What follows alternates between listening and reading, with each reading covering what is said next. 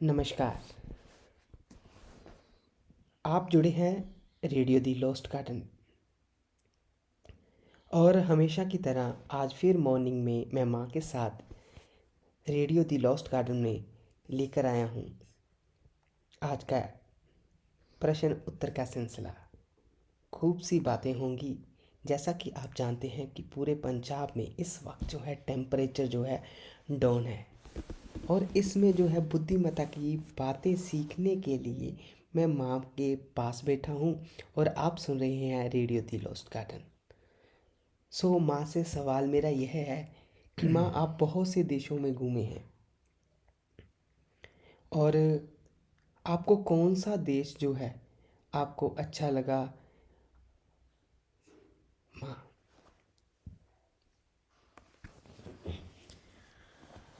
Radio दी lost garden, आप सबके साथ हूँ मैं। और आज का मौसम भी बहुत ठंडा है और आप इस ठंडे मौसम में आज मैं आपको बहुत सा निग भेजती हूँ। नमस्ते में से, सलाम से और सत श्री अकाल से। खुदा करे आप सब सदा ही सलामत रहो। आज रवि ने मुझको एक सवाल किया है और पूछा है कि मैं कितने मुल्कों में घूमी हूँ और कौन से मुल्क की बात मुझको अच्छी लगती है और कौन सा मुल्क मुझको अच्छा लगा है। आज जहाँ पर कुछ उल्टी गंगा बहने वाली है, आज रवि मुझको सवाल नहीं करेगा, रवि को मैं सवाल करूँगी। जी माँ।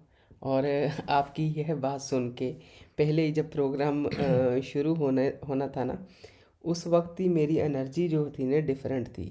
मेरे से बोला भी नहीं जा रहा था। जैसे आपके साथ मेरे को अनुभव होते हैं, मेरे को पता नहीं लगता, कई बार मेरी आवाज़ तक नहीं निकलती।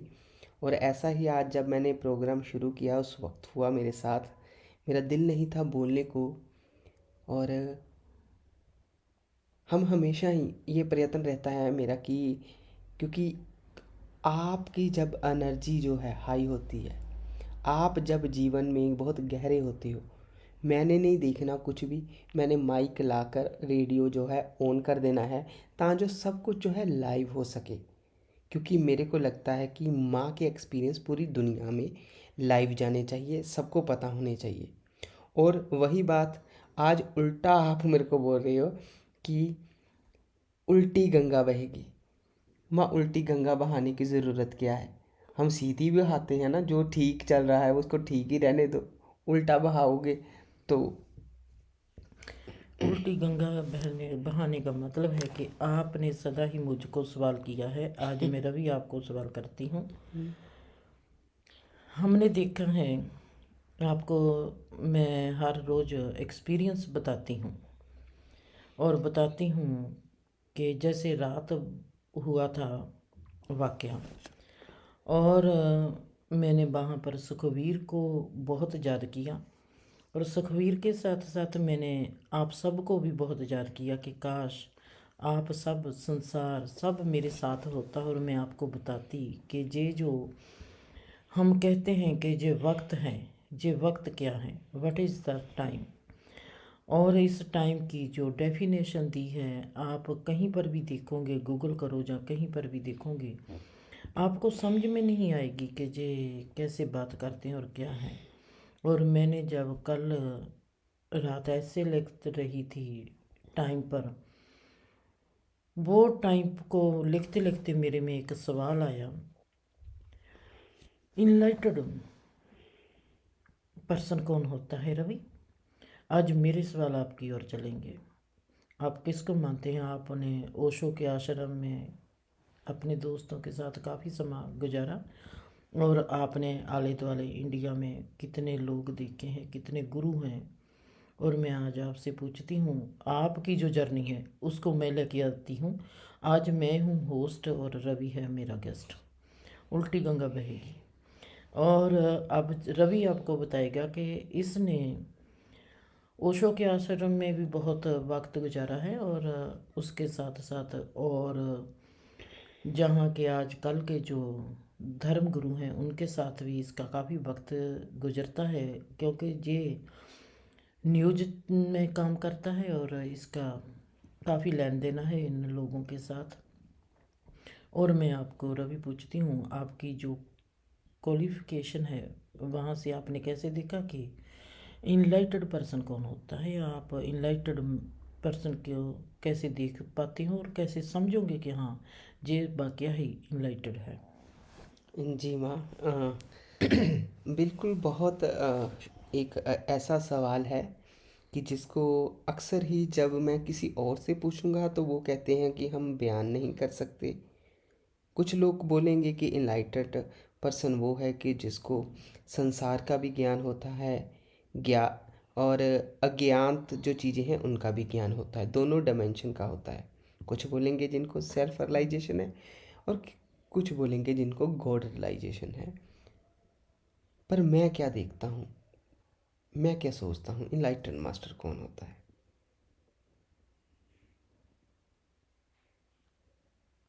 मेरे लिए जो है, जो भी दुनिया में माँ है, माँ माँ जो बच्चे को जन्म देती है, उससे बड़ा कोई एनलाइटेंड हो नहीं सकता।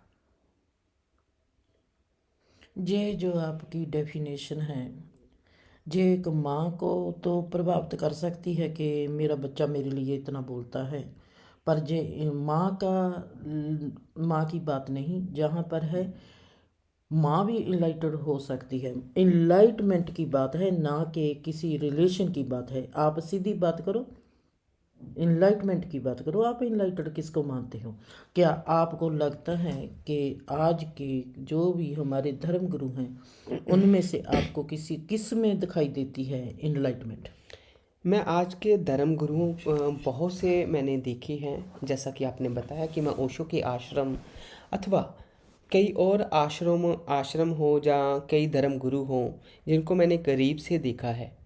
जब मैं उनको करीब से देखता हूँ तो जहाँ तो वो बहुत ज़्यादा मीठे होते हैं, हम्म और जब वो अकेले में होते हैं हम्म वो बहुत ज़्यादा बिजनेस माइंडेड होते हैं। हम्म जहाँ तो मीठे, जहाँ बिजनेस माइंडेड। हम्म अकेले में बिजनेस माइंडेड हो जाते हैं, हम्म पब्लिक में मीठे हो जाते हैं। हम्म ठीक है। हम्म और मेरा फिर ओशो के आश्रम की बात करता हूँ। हम्म ओशो के आश्रम में क्या, जाओ, ठीक है, और वहाँ पे मेडिटेशन सिखाते हैं। हम्म सभी को लगेगा कि हम मेडिटेशन सीख रहे हैं। हम्म जब मैंने अलग अलग उनकी मेडिटेशनें देखी, उनकी मॉर्निंग टाइम जो है वहाँ पे करते हैं डायनामिक। हम्म तो जब मैंने देखा जो डायनामिक मेडिटेशन है, उसके सभी के सभी स्टेप जो हैं हम्म मैंने संसारिक लेवल से निकाले पहले। हम्म कि अगर संसारिक लेवल पे हम डांस करते हैं, हम्म हम जंप करते हैं, तो उसका हमारी बॉडी पर क्या प्रभाव पड़ता है। हम्म मैंने मानसिक लेवल और बौद्धिक लेवल की जगह पहले बॉडी का लेवल देखा। हम्म तो मैंने देखा कि जब फौज की ट्रेनिंग होती है हम्म उस समय भी ऐसे स्टेप कराए जाते हैं। हम्म ठीक है। तो मेरे को पता लगा कि ये जब तक तो आप मेडिटेशन करते हो हम्म तो आप कुछ कर रहे हो, हम्म और उसके बाद मेडिटेशन के बाद ओशो एक स्टेप बताते होते थे कि कुछ नहीं करना, बस लेट जाना है। हम्म ठीक है। जब मैं देखता था कि सभी लेट गए, हम्म ठीक है, और थोड़ी देर बाद दूसरी मेडिटेशन का टाइम हो जाता था। हम्म ठीक है। और ये ऐसा एक सिस्टम था कि जैसे ना संसार में कोई ना कोई चीज़ चलती रहती है, वैसे घुमा दिया। इतनी चीज़ें घूमने में मेरे को कोई पसंद नहीं आया, मैंने उनको भी क्विट किया। सभी सभी से गुजरता गया। मेरे को नहीं लगा कि ओशो का फॉलोअर। नहीं, आप सीधे सीधे सवाल पे आता हूँ। हाँ, आप सीधे सवाल पर नहीं आते। मैंने मेडिटेशन की कोई भी विधि नहीं पूछी आपसे। जी जी। तो मेरे लिए इनलाइटेड मास्टर कौन है? जिसमें जीवन की खुशबू है, वो मेरे लिए इनलाइटेड मास्टर है। जीवन की खुशबू, आपने लफ्ज़ तो बहुत अच्छा चुना है, और आपको इसकी डेफिनेशन भी देनी पड़ेगी कि जीवन की खुशबू, जीवन की खुशबू से मतलब क्या है आपका? हम्म। हाँ जी माँ, क्योंकि अभी मैं ना फंसा हूँ, दो चीज़ें आ गई। एक तो आपसे बहुत चीज़ें पता है मेरे को, ठीक है, पहली चीज़ वो है। और मेरे को है कि अगर उसको मैं एक साइड पे रखूँगा। हम्म अभी उसको साइड पे रखता हूँ तो क्या होता है, जो मैं बताता हूँ हम्म वो डिफरेंट होगा, है ना। हम्म तो मेरे को क्या है कि जीवन की खुशबू, मैं क्या देखता हूँ, उसके चलने में, उसके हंसने में, उसके तुरने में, उसके डांटने में, उसके बोलने में, और उसके पास रहने में, उसकी हर चीज़ में खुशबू होती है। प्यार का सर्व उत्तम जो लेवल है वो मैं इनलाइटमेंट मानता हूँ। हम्म।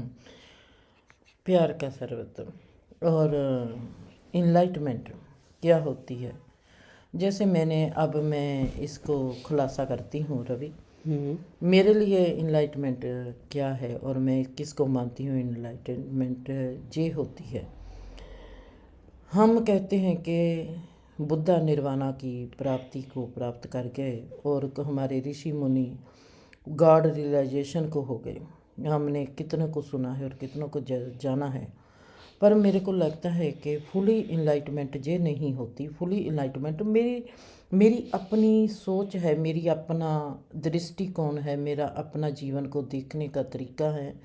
और मैं देखती हूँ कि अगर गॉड रियलाइजेशन की बात करूँ या मैं करूँ बात सेल्फ रियलाइजेशन की, इसमें थोड़ा सा फ़र्क है। और सेल्फ रियलाइजेशन अपने आप के बारे में, अपने अस्तित्व के साथ इनकाउंटर है, और जो गॉड रियलाइजेशन है ये ब्रह्मांड के साथ इनकाउंटर है। और इसके बाद मैं सोचती हूँ कि अगर मेरा इनकाउंटर हो गया ब्रह्मांड के साथ, ये है गॉड रियलाइजेशन, मतलब कि हमारा समूहगत इनकाउंटर, क्योंकि हम एक हैं। और जब मेरा व्यक्तिगत इनकाउंटर होता है मेरा मेरे साथ ही, वो है सेल्फ रियलाइजेशन। इन दोनों को मैं दो लाइनों में ही सदा रखा है। अब मैंने देखना है कि फुली इनलाइटमेंट क्या होती है। फुली इनलाइटमेंट ये नहीं होती कि हमने धर्म के क्षेत्र में गॉड रियलाइजेशन कर ली है, जहाँ हमने सेल्फ रियलाइजेशन कर ली है। ये जिंदगी का एक हिस्सा है जिसको हम कहते हैं कि ये धर्म का हिस्सा है। हमको चार जगह से, चारों दिशाओं से परमात्मा को देखना पड़ेगा जो सर्वव्यापक है। साइंस इसको क्या कहती है, साइंस के जरिए से भी हमको देखना पड़ेगा। मैथ इसको क्या कहता है, मैथ के जरिए भी इसको देखना पड़ेगा। कौन है, जितने भी मैं गुरु देखती हूँ, चलो मैं ओशो की बात करती हूँ। ओशो ने हर धर्म को रिन्यू किया है, हर उपनिषद को, हर वेद को रिन्यू किया है। क्या ओशो ने ये बताया कि जो हमारा एनर्जी क्षेत्र है ये कैसे काम करता है? बोलो। नहीं, मेरे को नहीं पता इस बारे में, मैंने नहीं सुना कि। मेरे को, मैं जहाँ पर ओशो के विरोध में नहीं बोलती, जहाँ पर मैं अपनी एक इंक्वायरी करना चाहती हूँ और मैं अपने आप में जानना चाहती हूँ, मैं उनके जरिए ही जान सकती हूँ। जैसे मैंने अपनी ज़िंदगी में सदा ही बात की है अपनी माँ की, अपने बाप की। मैंने अपने जीवन को जानना है जिंदर कौन है। मैंने उसके जो पहले स्टेप है उसके माँ और बाप हैं, और उसने अपनी माँ का और अपने बाप का जीवन का चीर फाड़ किया है आप सबके आगे। आज मेरे आगे जो एक क्वेश्चन है कि इनलाइटमेंट, फुली इनलाइटमेंट क्या होती है, वहाँ पर मेरा जो इनकाउंटर हुआ है सबसे पहले हुआ है ओशो से। ओशो की दो किताबें पढ़कर तीसरी किताब में मैंने ओशो को क्विट कर दिया, जी। और मैंने देखा कि नहीं, जे इनके साथ मेरी यात्रा यहीं तक थी।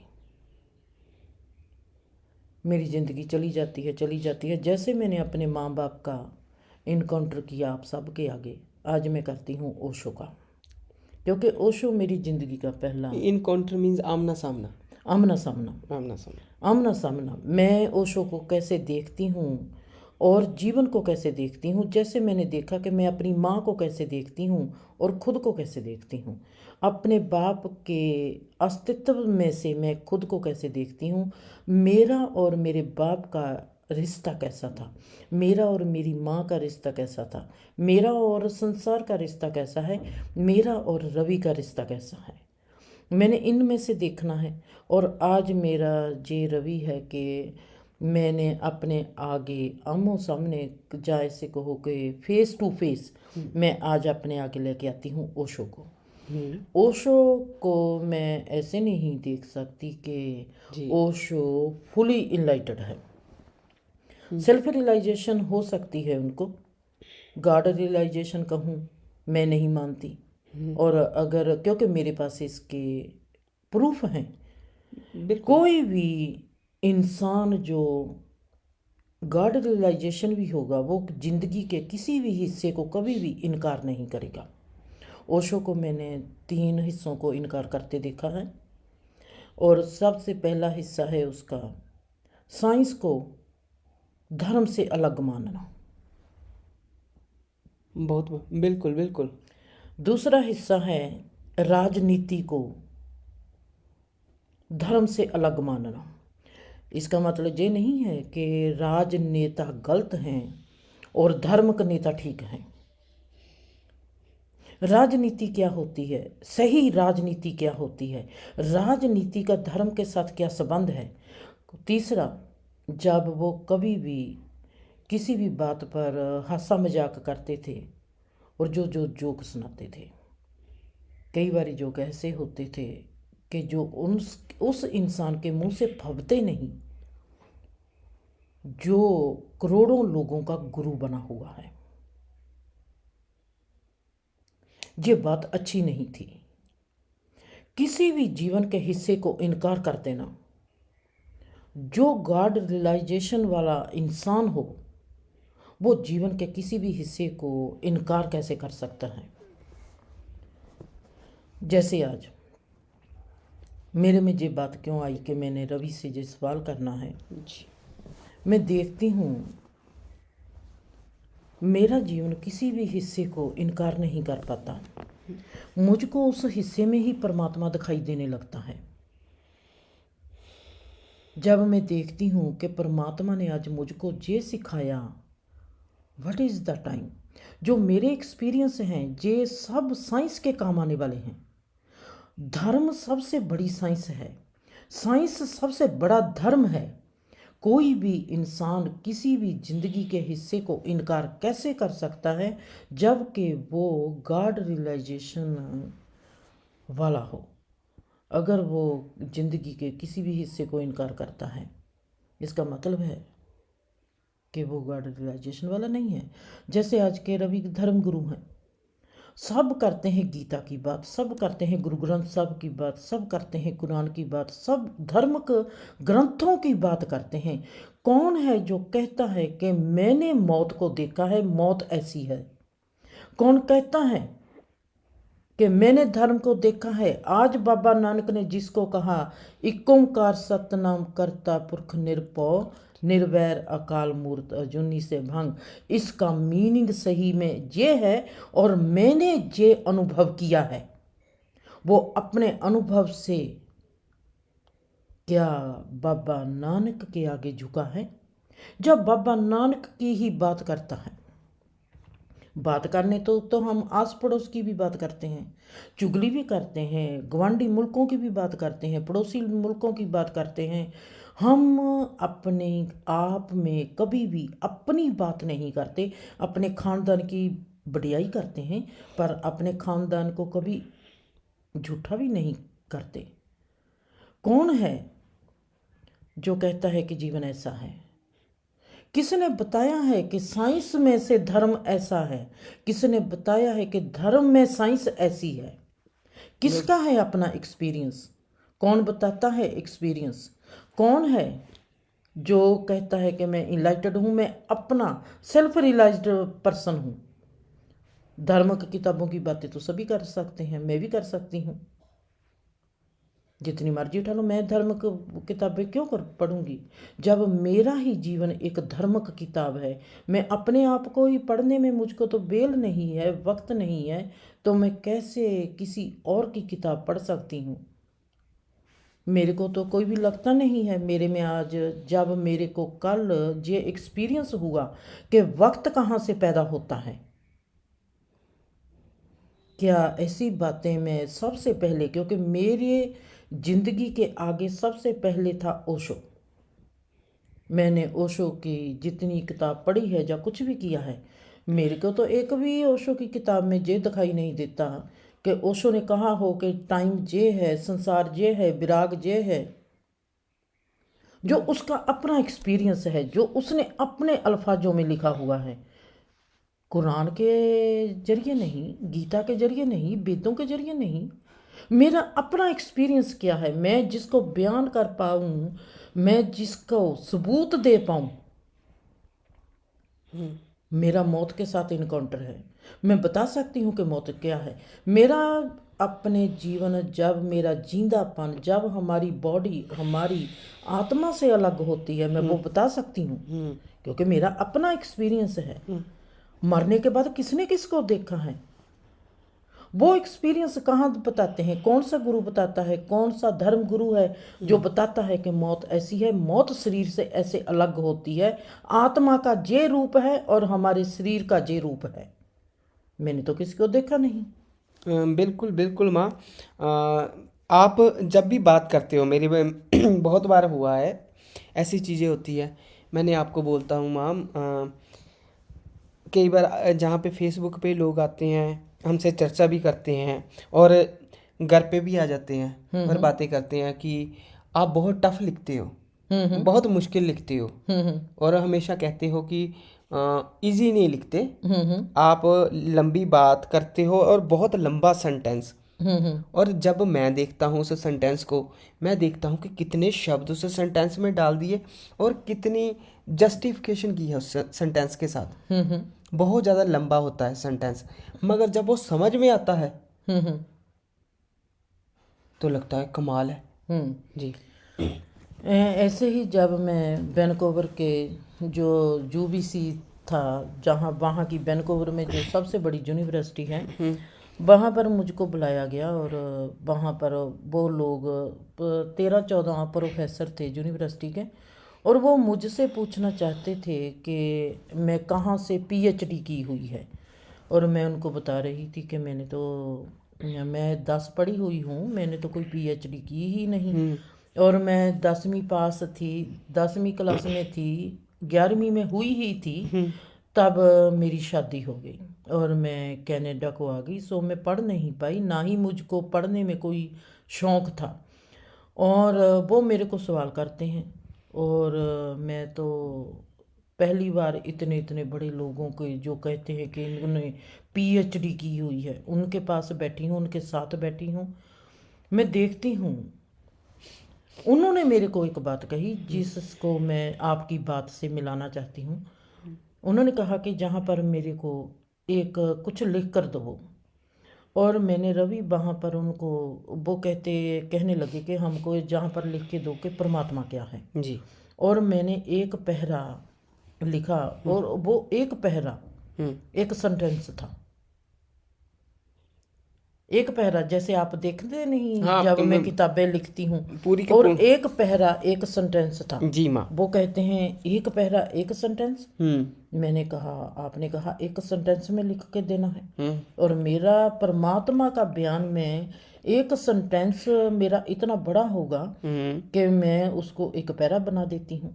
आप इसको एक पहरा कहते हो और मैं इसको एक सेंटेंस कहती हूँ। जी बिल्कुल बिल्कुल। और मेरा जो लिखनी थी परमात्मा ने इतनी सुंदर दी मुझको। मैं एक बात मानती हूँ रवि के, कहते हैं जैसी संगत वैसी रंगत।